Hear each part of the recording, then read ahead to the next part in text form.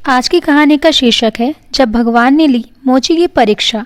परिणाम आप खुद पढ़ लें। सच्चे मन से ईश्वर की आराधना करने वाले महसूस करते हैं कि उनका भगवान हमेशा उनके साथ रहता है। कभी कभी भगवान खुद अपने भक्त की परीक्षा लेता है और जानने की कोशिश करता है कि भक्त कितना उनके करीब है और किस तरह से परमपिता परमेश्वर द्वारा बताए गए रास्ते पर चल रहा है। यहाँ एक प्रेरक प्रसंग के जरिए में हम आपको एक ऐसी कहानी बता रहे हैं। एक समय मोची का काम करने वाले व्यक्ति को रात में भगवान ने सपना दिया और कहा कि कल सुबह मैं तुमसे मिलने तेरी दुकान पर आऊँगा। मोची की दुकान काफ़ी छोटी थी और उसकी आमदनी भी काफ़ी सीमित थी। खाना खाने के बर्तन भी थोड़े से थे। इसके बावजूद वो अपनी ज़िंदगी से खुश रहता था। एक सच्चा, ईमानदार और परोपकार करने वाला इंसान था। इसीलिए ईश्वर ने उसकी परीक्षा लेने का निर्णय लिया। मोची में सुबह उठते ही तैयारी शुरू कर दी। भगवान को चाय पिलाने के लिए दूध, चाय पत्ती और नाश्ते के लिए मिठाई ले आया।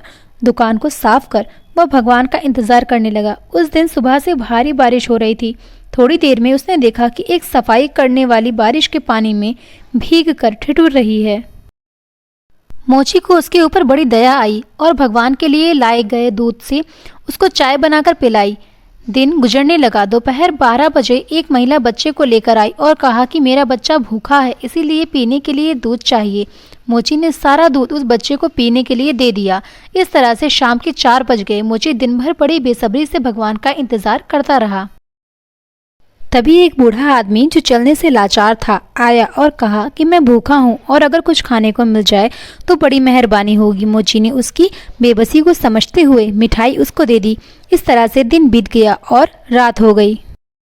रात होते ही मोची के सब्र का बांध टूट गया और वह भगवान को उलाहना देते हुए बोला कि वाह रे भगवान, सुबह से रात कर दी मैंने तेरे इंतजार में, लेकिन तू वादा करने के बाद भी नहीं आया।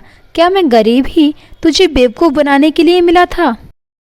तभी आकाशवाणी हुई और भगवान ने कहा कि मैं आज तेरे पास एक बार नहीं 3 बार आया और तीनों बार तेरी सेवाओं से बहुत खुश हुआ और तू मेरी परीक्षा में भी पास हुआ है, क्योंकि तेरे मन में परोपकार और त्याग का भाव सामान्य मानव की सीमाओं से परे है।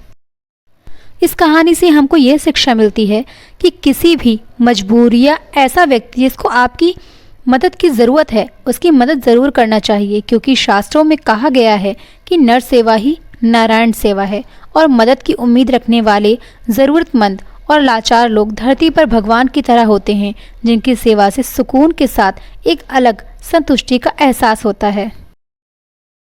उम्मीद है दोस्तों आपको ये कहानी बहुत पसंद आई होगी।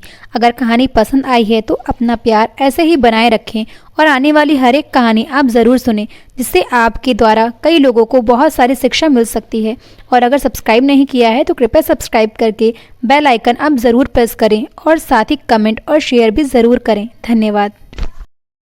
Thanks for listening my lesson number story. Thank you.